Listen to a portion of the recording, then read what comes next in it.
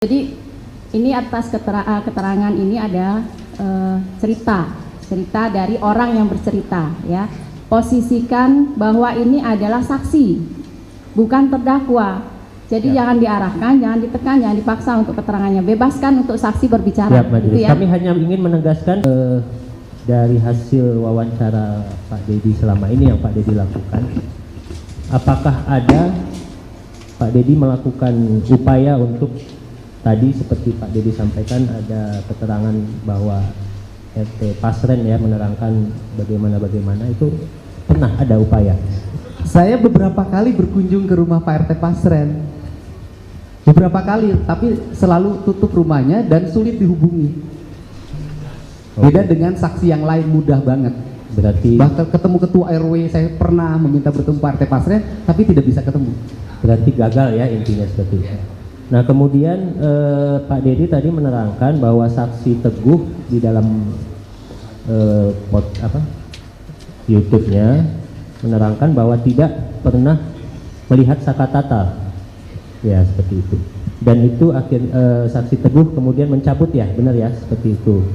Nah saya juga ingin menegaskan bahwa memang sebenarnya dari awal berkas perkara dan keterangan saksi Teguh menerangkan tidak pernah melihat Sakatatal ada di lokasi seperti itu. Nah sehingga saksi Teguh ini memang tidak dijadikan saksi dalam perkara Sakatatal.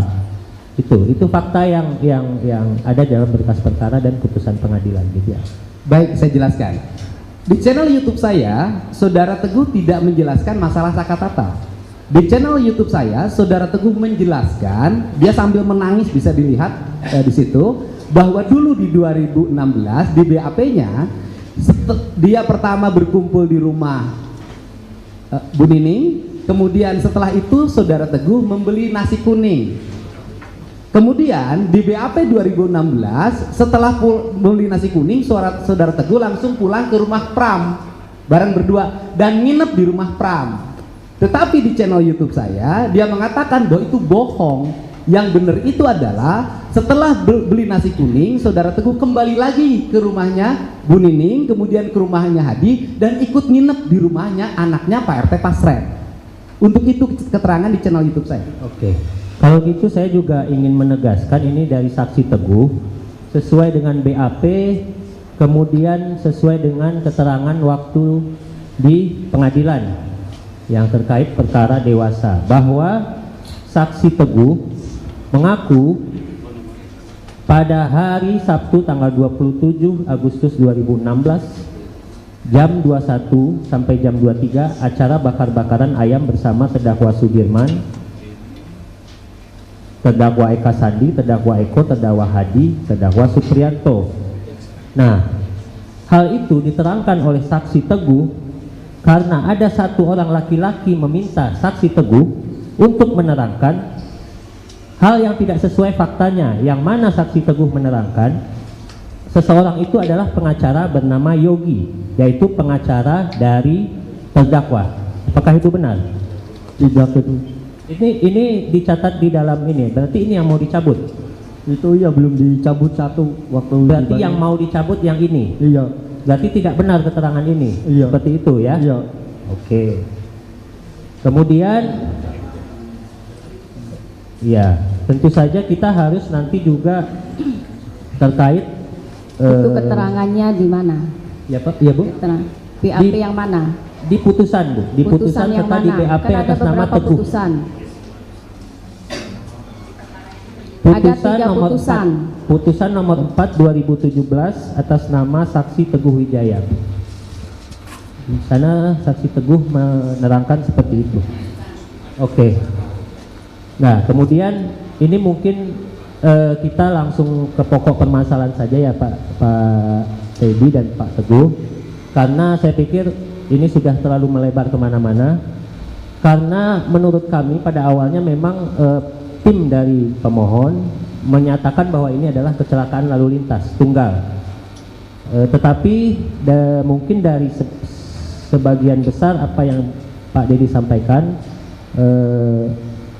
kami ingin menegaskan apakah Pak Dedi memang bisa menyatakan bahwa itu ada kecelakaan tunggal Dan memang Pak Dedi menyaksikan sendiri atau bagaimana mengetahui sendiri ada peristiwa kecelakaan seperti itu? Sebentar ya, sebelum dijawab.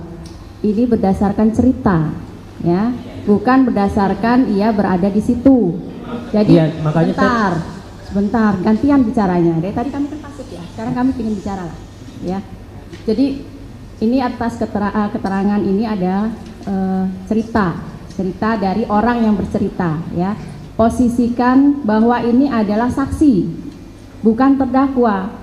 Jadi jangan diarahkan, jangan ditekan, jangan dipaksa untuk keterangannya. Bebaskan untuk saksi berbicara. Siap, Majelis. Gitu ya. Kami hanya ingin menegaskan supaya itu dicatat di Tetap akan dicatat dalam berita acara. Semua apa yang terjadi dalam persidangan tetap dicatat dalam berita acara. Terima kasih, Majelis. Terima kasih, Pak.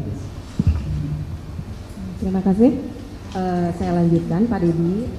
Dalam hal ini, sebagaimana yang disampaikan oleh majelis, artinya dalam hal ini Bapak adalah sebagai saksi de audito, ada testimoni de audito ya, artinya yang mendengar, mengumpulkan dan sebagainya. Artinya seperti itu, bukan saksi fakta yang pada saat kejadian ada di situ, baik itu ada di tempat kecelakaan di jembatan, kemudian kejadian di showroom, di belakang showroom, kemudian kejadian mengejar dan sebagainya, Bapak tidak mengetahui secara pasti. Nah, dalam hal ini Bapak kedudukannya bukan sebagai saksi fakta, tetapi sebagai saksi testimoni de audito ya, begitu. Nah, saya ingin tanyakan tadi terkait Bapak dengan ada panggilan ingin menyampaikan bahwa mencari tahu dari keterangan saksi gitu ya, itu kan di luar persidangan. Ya kan, artinya keterangan yang disampaikan oleh mereka itu tidak disumpah, ya kan, artinya mereka bebas memberikan keterangan tapi itu tidak di bawah sumpah. Nah, ketika disandingkan dengan keterangan mereka sebagai saksi yang ada di persidangan yang kemudian kami sidangkan, kemudian hasilnya ada putusan dan sampai tingkat pertama, banding sampai dengan kasasi. Ya, di hasil keterangan-keterangan itu tuh mungkin keterangan yang Bapak sampaikan itu ada persamaannya dengan berkas dan ada juga perbedaannya sedikit mungkin ya, yang Bapak sampaikan. Nah, tetapi dalam hal ini yang saya ingin tahu, langsung ke pertanyaan ya. Siap yang mulia. Apa alasannya Bapak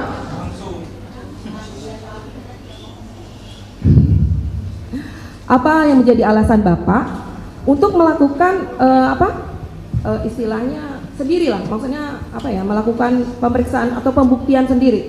Tidak, artinya kan perkara ini muncul itu setelah adanya SPDP masuk ke kejaksaan, kemudian penangkapan Peggy dan sebagainya.